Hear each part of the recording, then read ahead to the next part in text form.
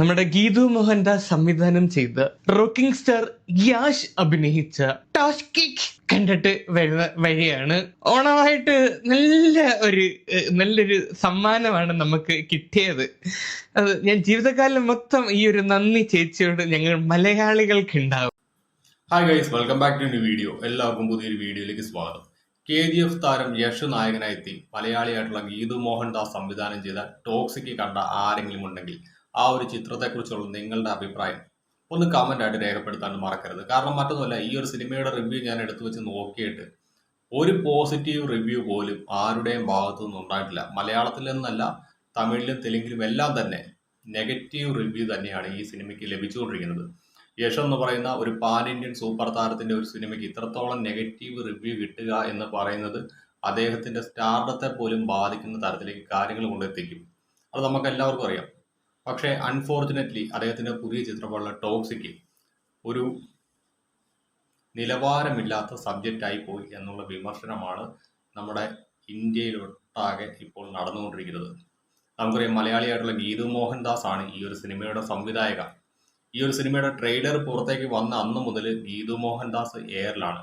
കാരണം മറ്റൊന്നുമല്ല, നമ്മുടെ മലയാള സിനിമയുടെ മുഖച്ഛായ മാറ്റുവാൻ വേണ്ടിയിട്ട് ഒരു അസോസിയേഷനുമായിട്ട് ഗീതു മോഹൻദാസ് ഉൾപ്പെടെയുള്ള ആളുകൾ രംഗത്ത് വന്നിരുന്നു. WCC, സ്ത്രീകളുടെ ഉന്നമനത്തിന് വേണ്ടിയിട്ട്, സ്ത്രീകൾക്ക് വേണ്ടിയിട്ട് ശബ്ദം ഉയർത്താണ്ട് കുറേയധികം സ്ത്രീകൾ ചേർന്ന് സിനിമയ്ക്കുള്ളിൽ ഒരു സംഘടന രൂപീകരിക്കുന്നു. ആ ഒരു സംഘടന രൂപീകരിച്ച് അന്ന് അവർ ധാരാളം പ്രവർത്തനങ്ങൾ സ്ത്രീകളുടെ ഉന്നമനത്തിന് വേണ്ടി സിനിമയിൽ ചെയ്തിട്ടുണ്ടായിരുന്നു. അതിന്റെ ഭാഗമായിട്ട് കസബ എന്ന ചിത്രത്തിനെതിരെ ഗീതു മോഹൻദാസ് ഉൾപ്പെടുന്ന ആളുകൾ നടത്തിയ ഒരു പ്രസ് മീറ്റ് നമുക്കൊന്ന് കണ്ടു നോക്കാം.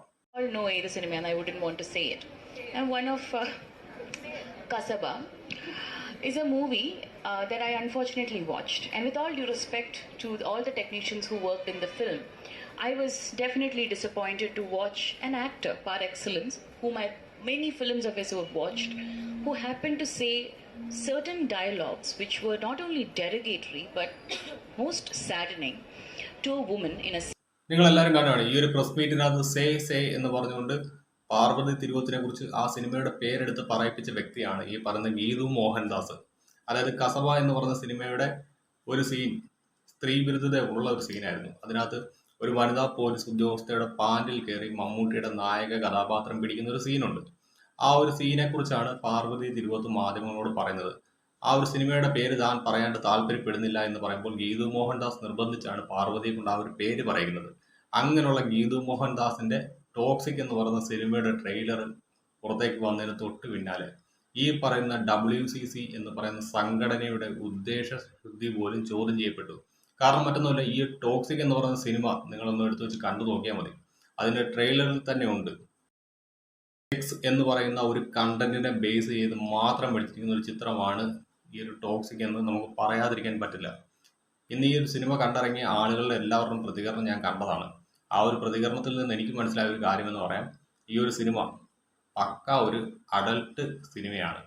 അതായത് സെക്സും വയലൻസും മാത്രമേ ഈ ഒരു സിനിമയ്ക്കകത്തുള്ളൂ. അല്ലാതെ ഇതിനും നല്ലൊരു സ്ക്രീൻ പ്ലേയോ അതേപോലെ തന്നെ നല്ലൊരു ഡയറക്ഷനോ ഇല്ല. അതുകൊണ്ട് തന്നെയാണ് ഈ ഒരു പടത്തിന് ഇത്രത്തോളം നെഗറ്റീവ് റിവ്യൂ നേടിയത് എന്ന് പറയാതിരിക്കാൻ പറ്റില്ല. എന്തായാലും ഈ ഒരു വിഷയത്തെക്കുറിച്ച് നമ്മുടെ സീക്രട്ട് ഏജന്റ് സായിച്ചേട്ടൻ പറഞ്ഞ് നമുക്കൊന്ന് കണ്ടുനോക്കാം. എന്തോന്നറിയത്, യഷിന് ആദ്യമായി ലോക സിനിമയിൽ ഒരു 10,000 ആളെ കൊന്നു കാണിക്കാൻ വേണ്ടിയിട്ട് ഒരു പടം എടുത്ത് വെച്ചതാ. തോക്കിന് ഉണ്ടയ്ക്ക് വിലയില്ല, ആൾക്കാർ മരിക്കുന്നതിനൊരു കണക്കില്ല. ഞാൻ എന്റെ ലൈഫിൽ ഇന്നേ വരെ ഒരു സിനിമയിൽ ഇത്ര ആള് മരിച്ചു കണ്ടിട്ടില്ല. നീക്കണോ കൊല്ലണോ മരിച്ചു വീണു, നീക്കണോ കൊല്ലണോ മരിച്ചു വീണു, കല്ല് കുടിക്കുന്ന സിഗരറ്റ് അടിക്കണോ പ്ലക്കണോ, കല്ല് കുടിക്കുന്ന സിഗരറ്റ് അടിക്കണോ പ്ലക്കണോ കൊല്ലണോ, ഇതെന്നെ പരിപാടി. എന്തെന്നാ ഇത്? ആള് മരിച്ചു വീണേനൊന്നു ഫാന്റസി ആകാം, ഫെയറി ടൈൽ ആവാം, വാട്ടെവർ, എന്ത് ബുൾഷിറ്റ് വേണമെങ്കിലും എടുത്തു വെച്ചോ. ഇതിനകത്ത് ലോജിക്കും ഞാൻ അപ്ലൈ ചെയ്യുന്നില്ല. പക്ഷെ ഈ ലോജിക്കില്ലായ്മയിലും ഉണ്ടല്ലോ എവിടെയെങ്കിലും നമുക്കൊരു ലോജിക്കിന് ഇത്രേ, അതുപോലും വർക്കൗട്ട് ആവുന്നില്ല. ഇത് കാണാൻ പോകുമ്പോ രണ്ടെണ്ണം അടിച്ചിട്ട് പോകണം. കള്ളുകൂടി പ്രോത്സാഹിപ്പിക്കാനോ?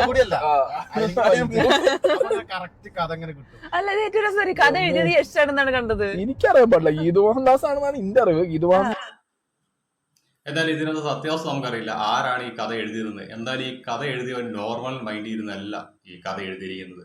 ഒന്നെങ്കിൽ വല്ല കൂട്ടിയിട്ട് പുകച്ചതായിരിക്കണം, അല്ലെങ്കിൽ നല്ല രീതിക്ക് മൂപ്പെത്തിയ സാധനം മേടിച്ച് വലിച്ചിട്ടായിരിക്കണം ഇരുന്ന് ഈ കഥ എഴുതിയത്. അല്ലാതെ ഒരു നോർമൽ മെന്റാലിറ്റി ഉള്ള ഒരുത്തനെ കൊണ്ട് ഇങ്ങനെ ഒരു കഥ എഴുതാൻ പറ്റില്ല. കാരണം കുറെ കൊല്ലും കൊലയും പിന്നെ സ്ത്രീകളെ ലൈംഗികമായിട്ട് ഉപയോഗിക്കുന്നത്, ഇത് മാത്രമാണ് ഈ ഒരു സിനിമയുടെ ബേസിക് ആയിട്ടുള്ള കണ്ടന്റ്.